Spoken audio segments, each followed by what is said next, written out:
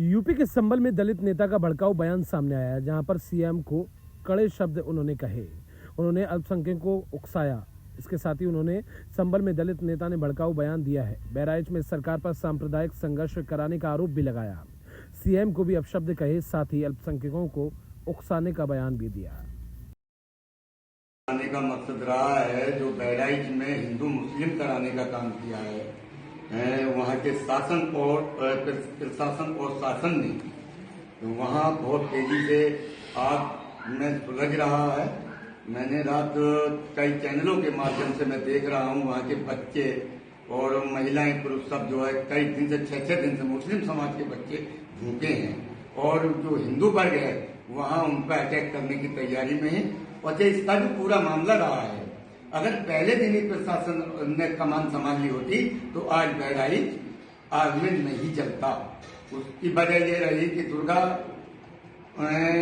जो मूर्ति विसर्जन करने ये लोग जा रहे थे तो मुस्लिम आबादी वहां पड़ती है, तो मुस्लिम आबादी में कैसे गए तो एक गोपाल मिश्रा नाम का, इनकी पहले से प्री प्लानिंग तय थी, वो एक मुस्लिम के घर पे चढ़ा, छत पे चढ़ करके उसने हरे रंग का झंडा उतारकर और अपने बजरंग बली जो भगवा कलर का झंडा है उसको वहां लहरा दिया।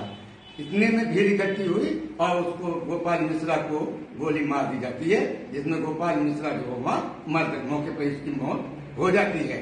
उसके बाद वहां जो है आग झुलस जाती है। तो प्रशासन क्या कर रहा था, जो इनका पुलिस फोर्स था वो क्या कर रहा था, इसका मतलब तो ये था कि शासन का कहीं ना कहीं प्रशासन का इशारा था कि यहाँ हिंदू मुस्लिम करा के यहाँ मर्डर करा दिए जाए। यूपी के अमरोहा में छात्रों के दो गुट आपस में भिड़ गए। आपस में भिड़ने के बाद दोनों गुटों में जमकर मारपीट भी हुई। छात्रों के बीच मारपीट का लाइव वीडियो तेजी से वायरल हो रहा है। खेल प्रतियोगिता में दो स्कूलों के छात्रों में जमकर मारपीट हुई। मारपीट में कई छात्र गंभीर रूप से घायल हो गए, जिन्हें अस्पताल में भर्ती कराया गया है। हसनपुर थाना क्षेत्र के एक इंटर कॉलेज का ये वीडियो बताया जा रहा है। यूपी के रामपुर में पति ही अपनी पत्नी का हत्यारा निकला। आपको बता दें, पति पत्नी दोनों ही पुलिस विभाग रामपुर में तैनात थे। पति ने पत्नी की हत्या कर मुरादाबाद के कटघर में फेंका था। वहीं रामपुर में गुमशुदगी की रिपोर्ट भी दर्ज कराई थी। फिलहाल पुलिस इस पूरे मामले की गहनता से जांच कर रही है। 17/10/2024 को मुरादाबाद के थाना कटघर क्षेत्र में एक महिला की डेड बॉडी बरामद हुई थी। आज उक्त महिला की पहचान रामपुर के महिला थाना पर नियुक्त एक हेड कांस्टेबल के रूप में हुई है। उक्त महिला हेड कांस्टेबल अवकाश पर चल रही थी और उसकी गुमशुदगी दिनांक 15/10/2024 को उसके पति द्वारा सिविल लाइंस थाने पर अंकित कराई गई थी। मृतका के परिजनों से विस्तृत पूछताछ और साक्ष्य संकलन से यह तथ्य प्रकाश में आया कि उक्त महिला हेड कांस्टेबल के पति द्वारा ही अपने बहनोई के साथ मिलकर उक्त महिला हेड कांस्टेबल की हत्या करके शव को छिपाने के उद्देश्य से कटघर थाना क्षेत्र में फेंक दिया गया था। दोनों अभियुक्तों की गिरफ्तारी कर ली गई है। घटना में प्रयुक्त कार और जो उपकरण थे चाकू, उसको बरामद कर लिया गया है। विस्तृत पूछताछ की जा रही है। पूछताछ के आधार पर आगे भी जो तथ्य प्रकाश में आएंगे उनके आधार पर अग्रिम कार्रवाई की जाएगी। यूपी के मुरादाबाद में कटघर में मिली सिरकटी लाश रामपुर में तैनात महिला सिपाही की निकली। पुलिस मामले में कांस्टेबल पति को हिरासत में लेकर पूछताछ कर रही है। पोस्टमार्टम से पता चला है कि महिला की गला काटकर हत्या कर दी गई। फिलहाल पुलिस इस पूरे मामले की जांच कर रही है। जैसा कि आप सभी अवगत हैं, 17 को थाना कटघर क्षेत्र में नदी में एक महिला का शव बरामद हुआ था। उसके बाद उसमें आवश्यक वैधानिक कार्रवाई की गई थी और शिनाख्त करने का प्रयास किया जा रहा था। शिनाख्त के प्रयास में हम लोगों ने आसपास के जनपदों को सूचना दी थी। उसमें इसके बारे में जानकारी हुई है। इस महिला का शिनाख्त हो चुका है। ये इसकी गुमशुदगी थाना सिविल लाइंस रामपुर में लिखी गई थी और ये एक सोनू कुमार जो स्पेशल ब्रांच में कांस्टेबल है, रामपुर में तैनात है, ये उसकी पत्नी है। उसके जो मृतका है उसके फादर के द्वारा सिविल लाइंस थाने में तहरीर दी गई है और उसमें उन्होंने अपने दामाद के ऊपर यानी मृतका के पति के ऊपर ही इसको मारने और इसकी बॉडी को डिस्पोज ऑफ करने का आरोप लगाया है। उधर उत्तराखंड के उधम सिंह नगर के सीमांत खटीमा कोतवाली के अंतर्गत है, जहां वरिष्ठ पुलिस अधीक्षक उधम सिंह नगर मणिकांत मिश्रा के निर्देशानुसार जनपद में अवैध नशा और अवैध मादक पदार्थों की रोकथाम के लिए चलाए जा रहे अभियान के क्रम में पुलिस अधीक्षक रुद्रपुर और पुलिस क्षेत्र अधिकारी खटीमा के पर्यवेक्षण में अभियुक्त शान मोहम्मद उर्फ सानवा पुत्र मोहम्मद उमर निवासी वार्ड नंबर 3 इस्लाम नगर कोतवाली खटीमा जिला उधम सिंह नगर को 3.343 किलोग्राम अवैध चरस के साथ गिरफ्तार किया गया है।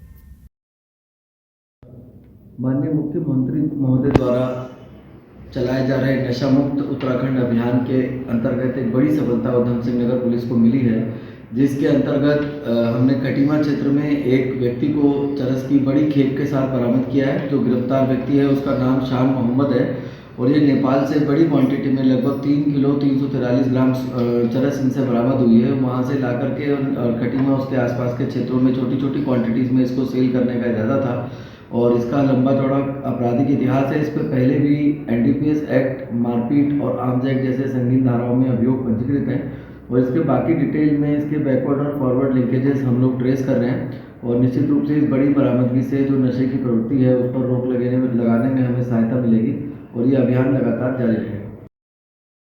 यूपी के मुरादाबाद में बेलारी नगर क्षेत्र में अवैध रूप से संचालित मेडिकल और अस्पतालों पर लगातार स्वास्थ्य विभाग की छापेमारी जोरों पर है। इस दौरान स्वास्थ्य विभाग ने बीते दिनों कई अवैध अस्पताल सील किए। वहीं स्वास्थ्य विभाग की टीम बेलारी सामुदायिक स्वास्थ्य केंद्र के चिकित्सा अधीक्षक हरीश चंद्रा द्वारा अवैध रूप से संचालित मेडिकल की किसी व्यक्ति द्वारा IGRS पर की गई, उसके बाद स्वास्थ्य विभाग की टीम हरकत में आई और छापेमारी शुरू कर दी। स्टेशन रोड पे एक क्लिनिक चलाती हुई महिला मिली जिसका नाम प्रीति सिंह था और वहाँ पे 2 मरीज भी पाए गए, एक OPD का और एक भर्ती हुआ था और दोनों गर्भवती थी। उनको मैंने देखा और उसके पास क्लिनिक का कोई रजिस्ट्रेशन नहीं था और वो अपने आप को GNM बता रही थी। उसको मैंने देखा और उन सब का मरीजों का और उसका भी बयान नोट किया और नोट करने के बाद जो है कोई रजिस्ट्रेशन नहीं है, कोई सर्टिफिकेट नहीं है, कोई डिग्री नहीं है, सिर्फ उसने GNM का कोर्स किया हुआ अपने आप को बताया है और जिसके बेस पे जो है हमने उसको सील कर दिया है।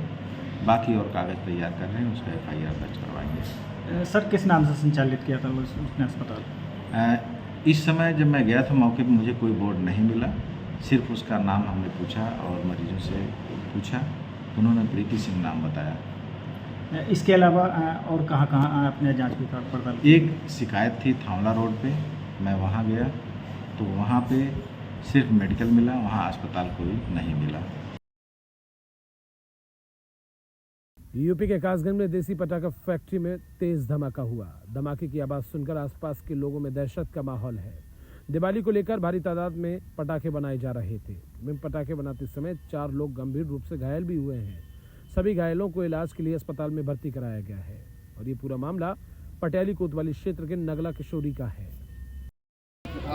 ये देखिए नगला केसरी है जी। यहाँ पे मेहंदी हसन एक पटाखा वाले थे। अभी हम लोग भी बाहर गेस्ट हाउस पे थे, तभी एक धमाका सुनाई दिया है। तो यहाँ आने पे देखा गया नहीं कि लोग बाहर यहाँ खुले में नहीं पटाखा निर्मित कर रहे थे। निर्मित करने के दौरान ही ब्लास्ट हुआ है नहीं, इसमें 3 लोग घायल हुए हैं। अब तक की जांच में क्या निकल के आया सकता हूँ?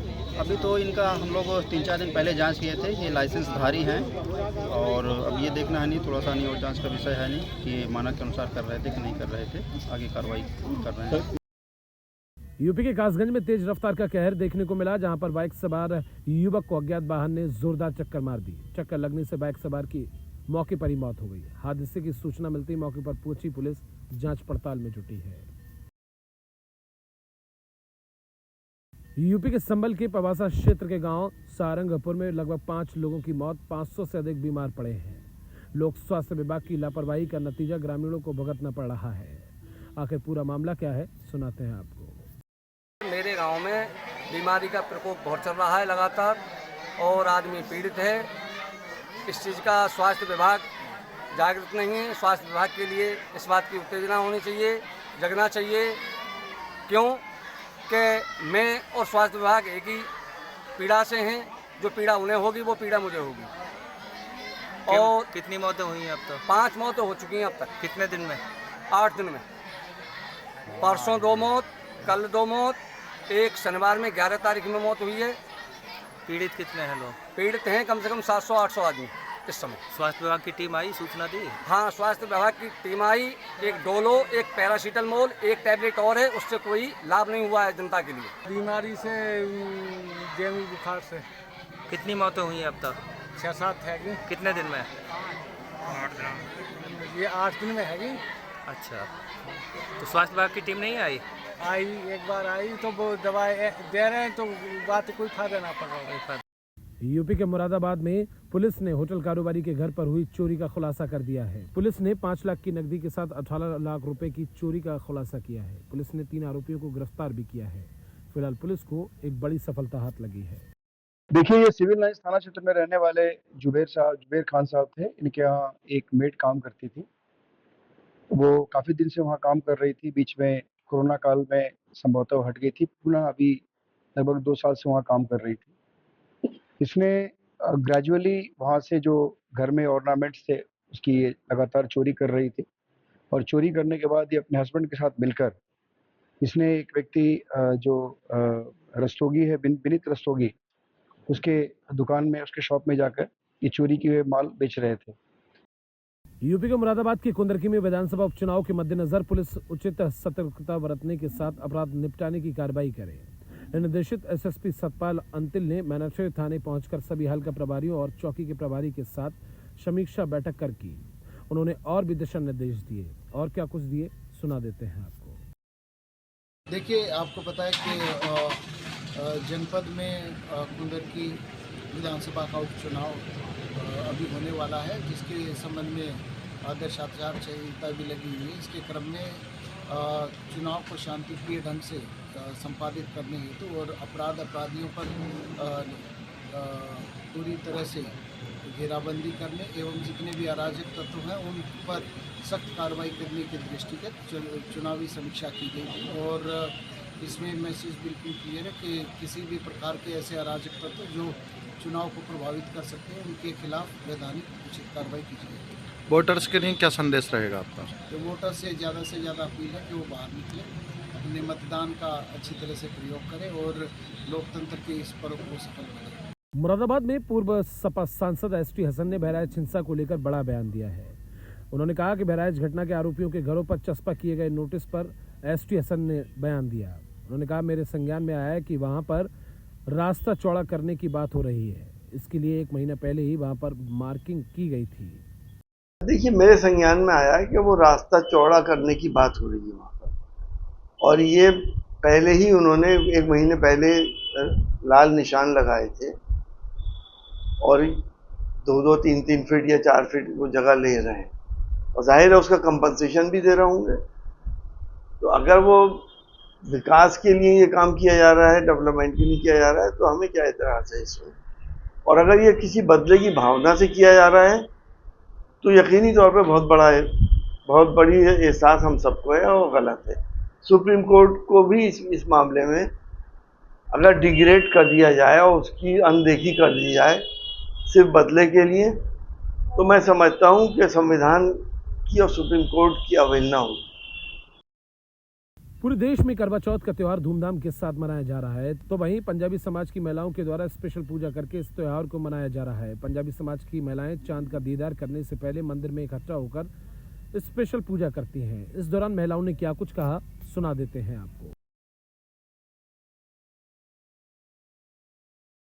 जी, ये करवा चौथ का व्रत है जिसके लिए हम लोग यहाँ इकट्ठे हुए हैं। पूरे देश में करवा चौथ बहुत धूमधाम से मनाया जाता है, बट पंजाबियों में इसका एक अलग ही महत्व है और उसे अलग ढंग से हम लोग सेलिब्रेट करते हैं। मंदिर में या किसी के घर में काफ़ी सारी औरतें इकट्ठी होकर एक ग्रुप में पूजा करते हैं और एक कथा सुनते हैं, और इस तरह से हम लोग पूजा का समर्पण करते हैं। हम लोग सब यहाँ पंजाबी हैं और हमारे पंजाबी समाज में जो करवा चौथ है बहुत अच्छे से, बहुत धूमधाम से मनाया जाता है।